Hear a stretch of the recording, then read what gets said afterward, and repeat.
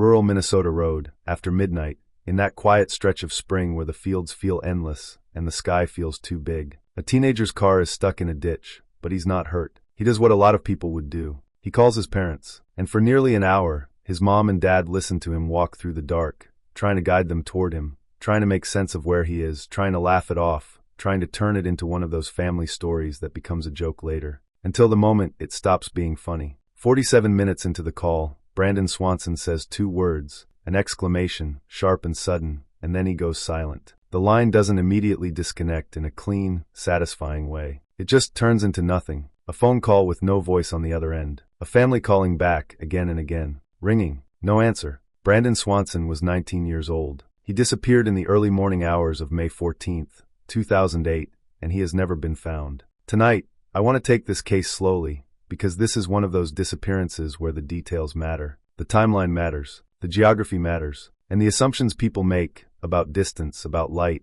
about how easy it is to just walk to town, matter more than anyone wants to admit. Here's the promise I'll make to you at the start. We're going to separate what's confirmed from what's assumed, and we're going to stay honest about what nobody knows. And near the end, I'm going to lay out the most plausible chain of events, based on the terrain, the search history, and the way this phone call unfolded, and I'll also tell you what would have to be true for the other theories to make sense. If you value careful, victim-centered investigations like that, consider subscribing now. It helps you find the next deep dive, and it helps these cases stay visible. And if you stick with me to the end, you'll have a clear, evidence-based answer to the question that haunts this story. What could make a young man say, "Oh shit," and then vanish, without leaving a single confirmed trace behind? Brandon's case is often framed as a mystery with a chilling final line. But behind that line is a real person, a real family, and a long trail of searching that didn't end after the headlines faded. Brandon Swanson was from Marshall, Minnesota. At the time, he was a student at Minnesota West Community and Technical College on the Canby campus, studying wind energy. People who knew him described him as responsible and close with his family, the kind of kid who stayed connected, who made plans, who wasn't known for simply disappearing without explanation. That matters because so many missing person cases hinge on the question everyone is afraid to ask out loud. Did they choose to leave? With Brandon, the circumstances of that night are part of why this case has lasted in the public consciousness for so long. Because he didn't vanish from a city street with a broken camera angle. He didn't vanish with no contact. He vanished while he was talking to his parents. The night Brandon disappeared was the last day of classes, and like a lot of students, he went out with friends to celebrate. Sources differ on the exact location of the get-together. Some describe it as in Canby, some in the surrounding area, but the consistent point is that it was a low-key, end-of-semester celebration with classmates. There was alcohol involved, according to reporting and summaries of the early investigation, but friends reportedly did not describe him as obviously intoxicated. That's one of those details people use to argue in opposite directions.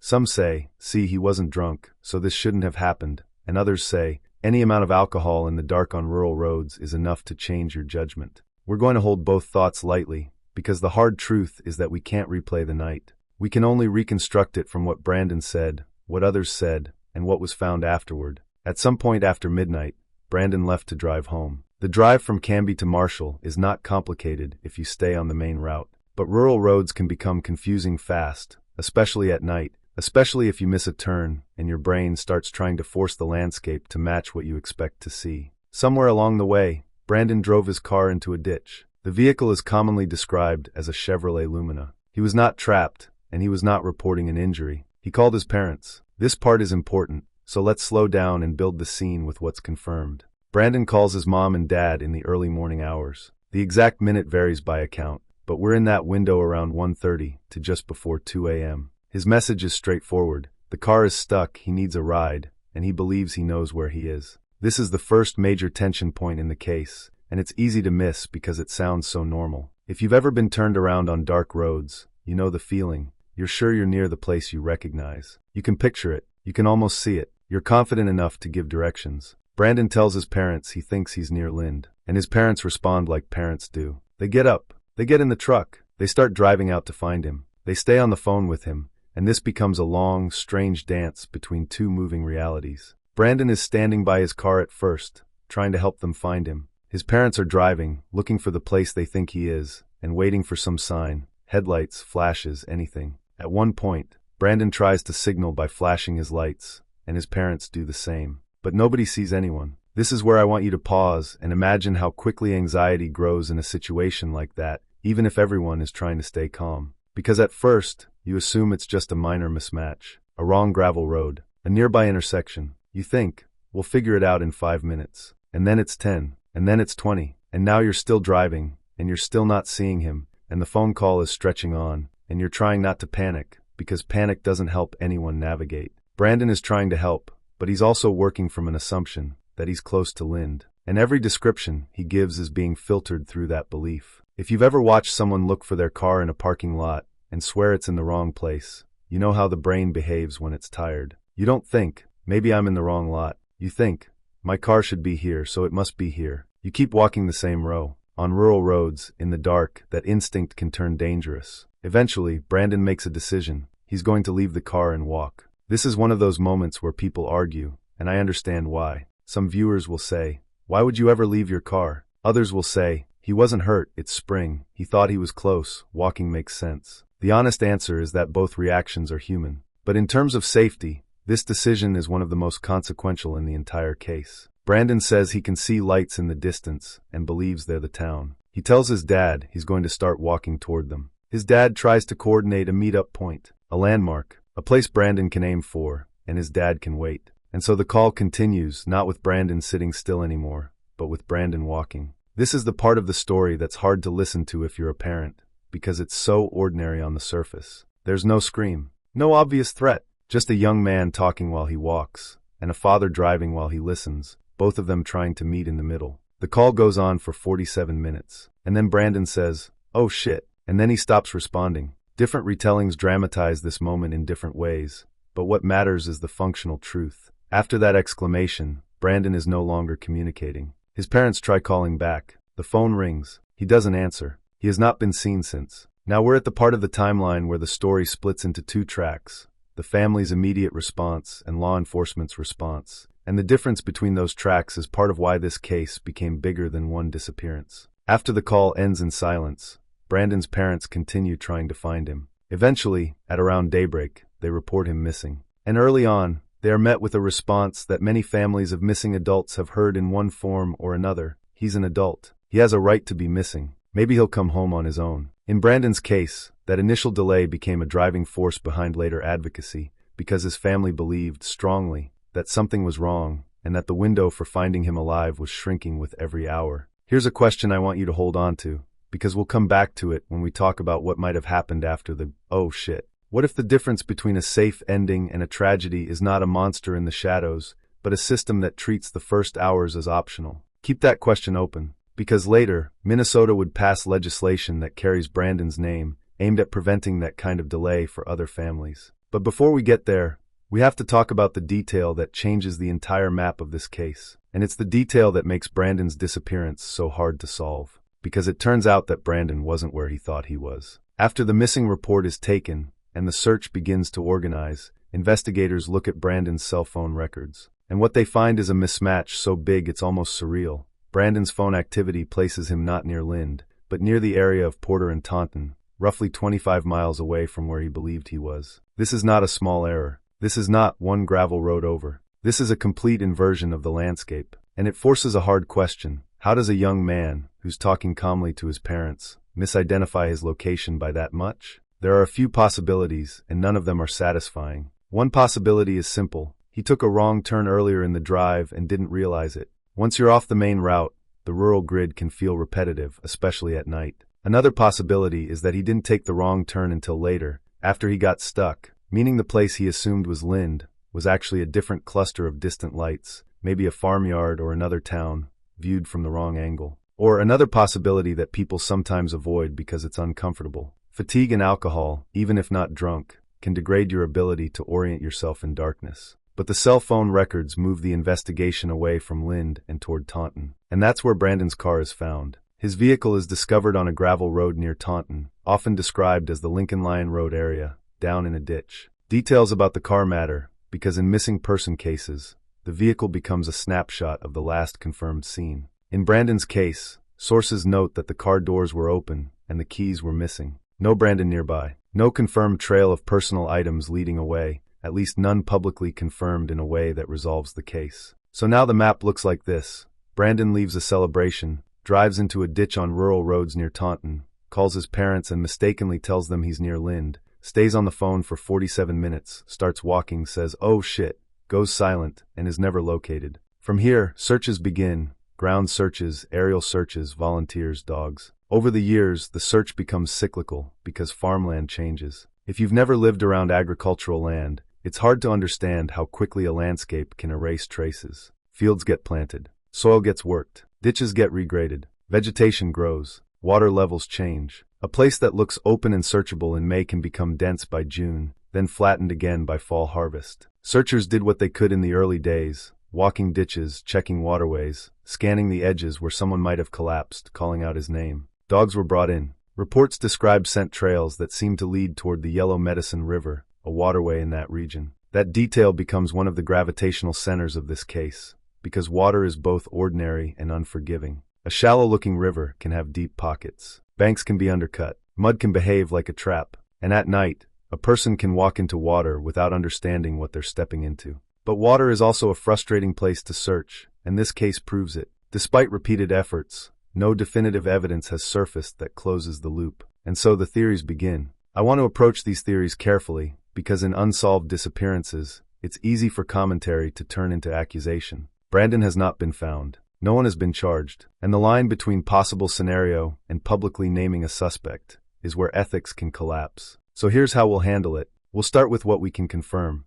Then we'll lay out the most plausible accident scenarios, because statistically and geographically, those are often the answer in rural nighttime disappearances. Then we'll address foul play as a category, not as a certainty, not as a storyline, but as a possibility investigators can't fully rule out when a person vanishes with no trace. And as we do that, I want you to keep listening for something specific. Which theory best explains all three of the hardest facts at the same time? The location mismatch, the sudden exclamation, and the total absence of a confirmed trail afterward. Because a theory that explains only one of those is not enough. Before we get into theories, we need to return to the phone call itself, because that 47 minutes is the last direct window into Brandon's experience. Think about what this call represents. It's not a voicemail. It's not a text. It's live and it's long. For 47 minutes, Brandon is functioning well enough to talk. He's making choices. He's describing what he sees. He's trying to coordinate a meeting. That suggests he wasn't immediately incapacitated after his car went into the ditch. But then, something happens fast enough and alarming enough to make him blurt out,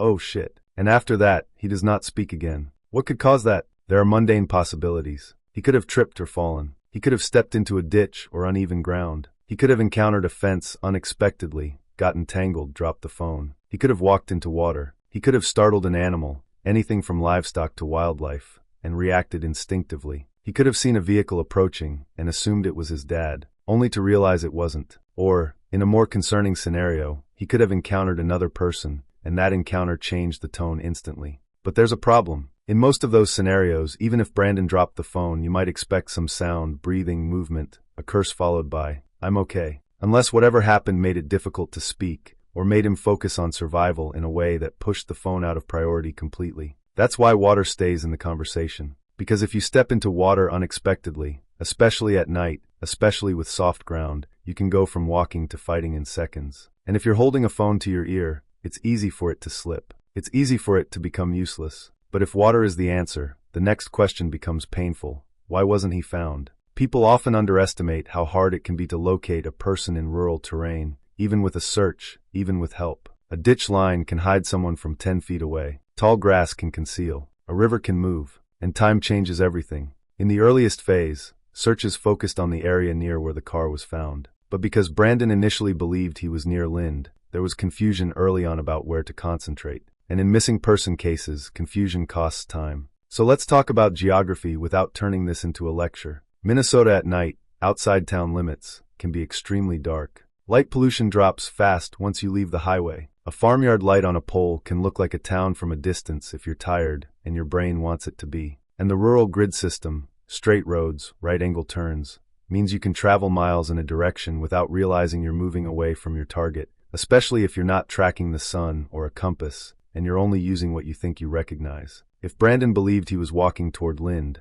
but he was actually near Taunton, then he was walking toward something else entirely. That something else could have been a cluster of lights from a farm or a different town. Or it could have been the reflection of the sky on low clouds, which can create the illusion of a glow where none exists. And once you commit to walking, you're exposed. Here's something else that matters. Brandon didn't call 911. He called his parents. Again, that's normal. That's human. But it also means the response is limited by what parents can do in the moment. Drive, search, listen, guess. Dispatchers have tools, location services, coordinated units, systematic grids that parents don't have at 2 a.m. on a rural road. And that's not a criticism of Brandon or his parents. It's one of the tragedies of this story. Everyone did what felt reasonable in the moment, and it still wasn't enough. This is a point where I want to ask you something, and I'd genuinely like to see your answers in the comments. If you were Brandon's parent on that call, what would you have done differently, if anything, knowing only what they knew then? Not what we know now. Not hindsight. Would you have insisted he stay with the car? Would you have told him to call 911? Would you have done exactly what they did, because you'd be thinking, he's close, we'll find him? There's no judgment in that question. It's about understanding how these situations unfold in real time. Now let's move into what happens after the car is found, because that's where the investigation becomes a story of effort without resolution. Once the car is located near Taunton, the search shifts. The area involves multiple counties, and coordination becomes a factor, another reality of rural cases. Search teams use dogs. Volunteers walk fields. Law enforcement checks roads, waterways, and likely paths. But the landscape works against everyone. If Brandon left the car and walked, he could have traveled a surprising distance in 47 minutes, especially if he believed he was heading towards safety and kept moving steadily. But he also could have stayed closer than anyone thinks, if something happened quickly. So searchers have to hold a range of possibilities at once. He could be near the car or miles away. He could be in a ditch, in brush, in a river, in a culvert, in a place nobody can see from the road. And unlike a city case, there aren't cameras on every corner. There aren't dozens of witnesses. There's quiet. There's darkness. There's space. One of the most haunting aspects of Brandon's case is that it isn't filled with dramatic evidence. It's filled with absence. No confirmed sightings after the call. No confirmed use of his phone afterward. No confirmed trail that leads to a discovery. So instead, the case becomes about probabilities. And the most common probability people return to is accidental death, most often drowning. Let's talk about that theory in a way that respects the reality, because a drowning theory can sound simple, and therefore unsatisfying to audiences. But simple does not mean easy, and it does not mean found. If Brandon reached a riverbank at night, the risk increases for a few reasons. First, the bank itself can be uneven. You can slip without warning. Second, water can be deeper than it looks, especially in channels and bends. Third, if the ground is muddy or marshy, your feet can stick. That sounds minor until you're in a situation where your balance depends on moving your feet quickly. Fourth, if you fall in with your clothes and shoes on, everything gets heavier. The cold can shock you even in spring, and your brain can go from "I'm walking home" to "I need to get air" in seconds. Now some people will say, but if he drowned, they would have found him. Not necessarily. Water can hold a person down. Current can move them. Vegetation can snag. And in rural rivers, the search environment is complicated by debris, by changing levels, by limited visibility, and by the sheer amount of area. And here's where the "oh shit" moment fits. If Brandon suddenly encountered a riverbank or a creek bed he didn't expect, that exclamation makes sense as a reflex. It's the kind of thing you say when your foot drops into emptiness, when the ground gives way, when the world changes from flat to dangerous. But we have to acknowledge the counterpoint too, because this case has been debated for years. Some reporting suggests that at least one dog's trail did not simply stop at the river in a way that conclusively indicates drowning, and family members have expressed doubt about the river theory. That doubt matters because families often know the emotional texture of a situation, whether their loved one sounded confused, whether their voice carried panic, whether something felt off. Brandon's father reportedly did not perceive his son as incoherent during the call. So if Brandon sounded functional, why would he walk into a river? The answer could be, because functional people still make one fatal mistake in the dark. Or, because the river wasn't obvious until it was too late. Or, because he was trying to follow what he thought was a logical path, maybe a low area, maybe the sound of water, maybe a line that felt like it led somewhere. Or, because he didn't walk into it deliberately at all. Maybe he fell. And now we arrive at a second major category, exposure. This is not as cinematic as foul play, but it is brutally real in rural disappearances. If Brandon became injured, sprained ankle, broken bone, even a head injury from a fall, he could have become immobilized. If he was in a low area like a ditch or depression, he could have been invisible. If he was disoriented, he could have walked in circles. And if the temperature dropped, even a mild night can become dangerous over hours. People often think of hypothermia as a snowstorm problem. It isn't. Hypothermia is a body temperature problem, and wind, fatigue, damp clothing, and shock all contribute. In spring, the ground can still be cold. Water is cold, and a person who thinks they're just walking to town may not be dressed for an unplanned overnight. So could Brandon have succumbed to exposure somewhere in the fields? It's possible, but again we run into the same painful question. Why no trace? The answer could be farmland itself. Fields get worked. Ditches get maintained. Over years, a person can become harder to locate, especially if they're off the main paths. And we're not talking about negligence. We're talking about scale. If you search 100 square miles, you can still miss the 10 feet that matters. This is another moment where I want to invite your perspective, because this case forces you to confront how you imagine search and rescue works. When you picture a search, do you picture a tight grid of people walking shoulder to shoulder, covering every inch? Because in reality, searches are constrained by land access, by resources, by timing, by crops, by weather, and by the fact that you have to prioritize the most probable locations first. So here's the question for you.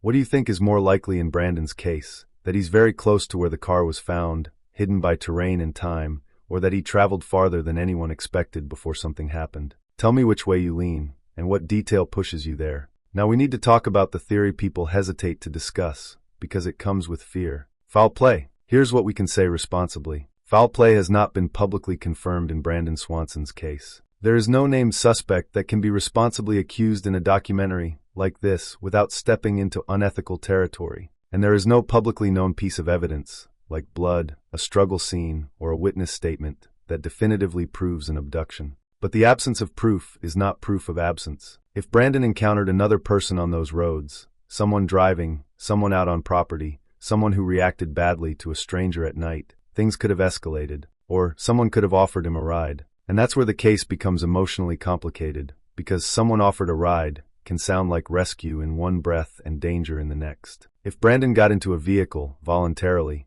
that would instantly explain why his body wasn't near the car and why searches nearby didn't find him. It could also explain why the phone went silent. A phone can be taken. A phone can be dropped. A phone can be turned off. But again, we have to be careful. Explaining is not proving. There is no public confirmation that Brandon got into a vehicle. So the foul play theory remains a possibility, not a conclusion. And when you weigh possibilities, you should ask, which one requires the fewest assumptions? Accident and environment require one key assumption, that Brandon encountered a hazard in the dark. Foul play requires several, that another person was present, that they encountered Brandon, that something escalated or a crime occurred, and that it left no recoverable evidence in the area. That doesn't make foul play impossible. It makes it harder to argue as the primary theory without more facts. Now, there's another possibility some people mention in missing cases: intentional disappearance. With Brandon, most accounts suggest this is considered unlikely by his family. And again, the timeline makes it difficult. If someone plans to vanish, they typically don't do it while on the phone with their parents in the middle of a field, right after their car goes into a ditch. Could it happen? In theory, humans are unpredictable. But the oh shit moment doesn't fit well with a planned, controlled exit. So most serious analysis returns to accident, misadventure, or an unplanned encounter. Now we're approaching the midpoint of this story, and I want to check in with you on the core question again, because it's easy to get lost in details. A young man is stuck, calls home, believes he's in one town, but is actually miles away, walks toward lights, then disappears mid-call. If you're finding this analysis useful so far, take 1 second to hit like. It helps more people find cases like Brandon's without turning them into spectacle. Now let's go deeper into the part of this case that most people summarize too quickly: the search itself and what it suggests. When a disappearance happens in a rural area, searchers often focus on what are called high-probability zones. That means places a person is most likely to end up if they're disoriented or injured: along roads, along fence lines, along waterways, in low-lying areas, near structures, and anywhere that offers shelter. In Brandon's case, searchers did look along roads and fields, but they also had to contend with water. The Yellow Medicine River and its tributaries come up repeatedly in coverage and discussion of the case. If Brandon was near those waterways, the environment becomes a plausible adversary. But water searches are notoriously difficult. Even with boats, even with trained teams, you can miss what you're looking for, especially if you're searching after time has passed. And time did pass. From the moment Brandon left his car and began walking, the clock started counting in a way no one could see. If he fell into water early in that walk, then every minute after that changes what can be found. If he walked for a long time and then encountered water or a ditch later, then the search radius expands. So searchers and investigators are forced to make decisions with uncertainty, and those decisions become the backbone of the case. Some searches in later years focused on new areas based on tips, new technology, or dog indications. That's not unusual. It's how long-term missing person investigations operate.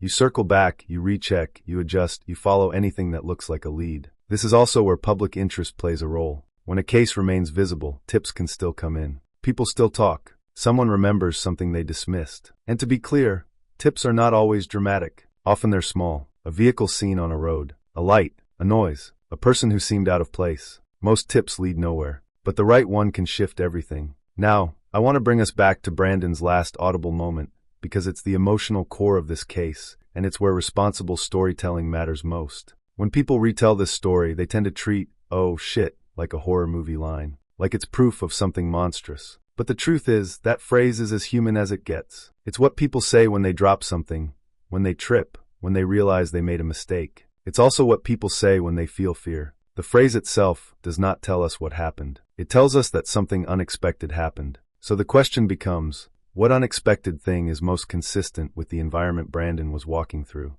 A fence line is unexpected if you're not paying attention, but a fence line doesn't usually make you vanish. A ditch is unexpected, and a ditch can cause injury, but it still doesn't explain the total absence unless the ditch leads to concealment, brush, water, culverts. A riverbank is unexpected, and a river can absolutely make someone disappear without a trace in the ways we've discussed. An approaching vehicle is unexpected. It could be harmless. It could be dangerous. An animal is unexpected. It could startle him into a fall. So I want you to imagine for a moment the soundscape of a rural night. Wind, insects, distant engines, maybe water, maybe the crunch of gravel under shoes, the occasional rustle in tall grass. And now imagine you are walking while holding a phone to your ear, trying to talk and navigate at the same time. Your attention is split. If the ground drops out under your foot, you could say, "oh shit," without even thinking, and then your body goes into a different mode, balance, breath, grip, survival. In that moment, the phone becomes secondary. If that phone slips from your hand and lands in grass or mud, you might not find it again. You might not even be able to spare the focus to look,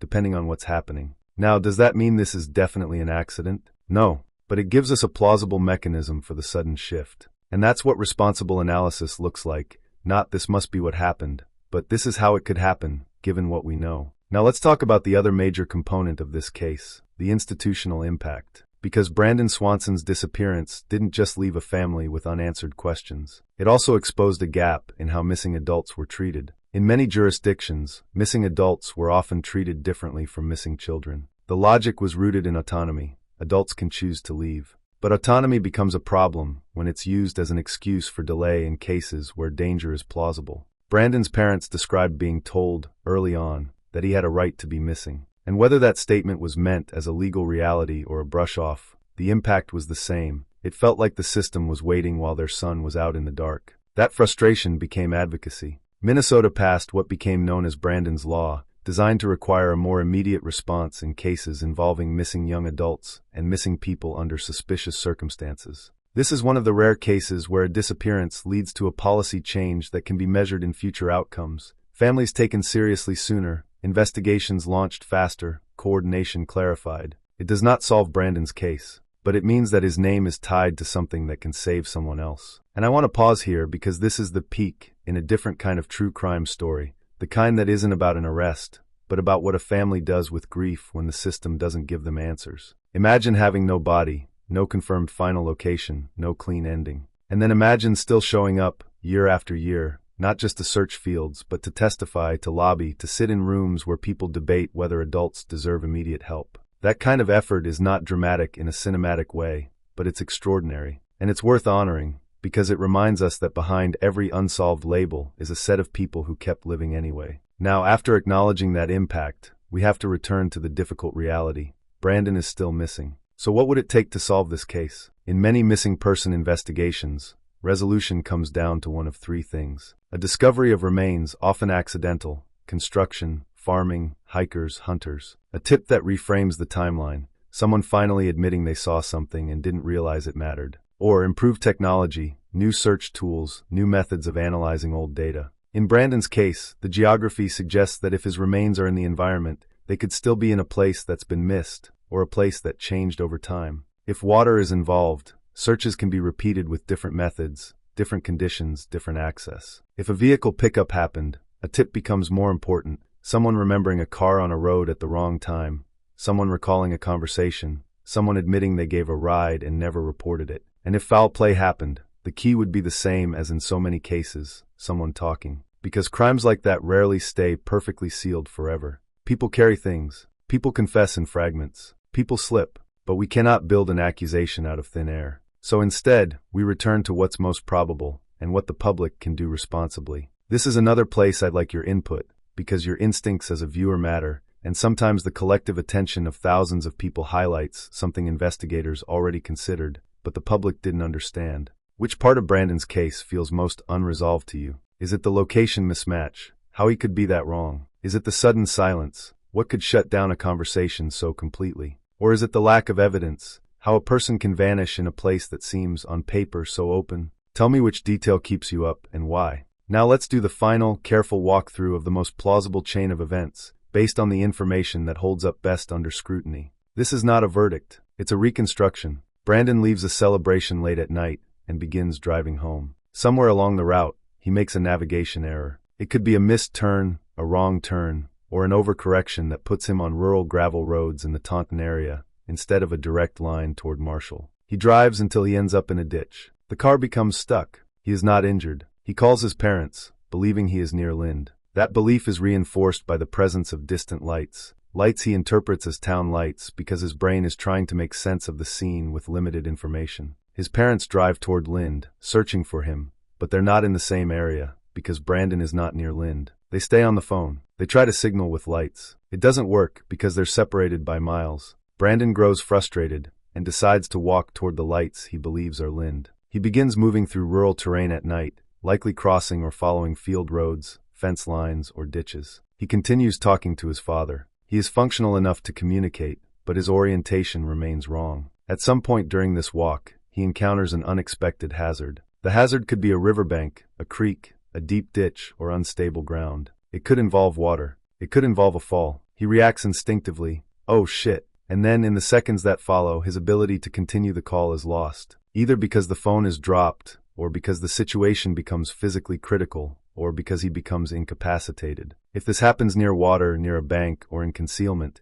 it could explain why he is not visible and why a search, even an extensive one, could miss him. That's the simplest, most environmentally consistent explanation. But we have to hold space for uncertainty, because there are unanswered questions that still bother reasonable people. Why was there no confirmed recovery? Why did his phone ring but go unanswered? Why did he believe so strongly he was near Lynd? And what, exactly, was the thing he encountered at the moment he said those words? In unsolved cases, you don't get the luxury of certainty. You get probabilities. You get best fits. And sometimes, the most honest ending is admitting that the world can swallow someone without malice, without witnesses, without a neat explanation, just darkness, distance, and one mistake. But we also have to acknowledge that if something else happened, if another person was involved, the case could still be solvable through information. That's why awareness matters, as long as it stays responsible. So here is how you can help, without turning this into rumor. If you live in the region, if you have family there, if you remember that night, if you ever heard someone mention picking up a young man on a rural road,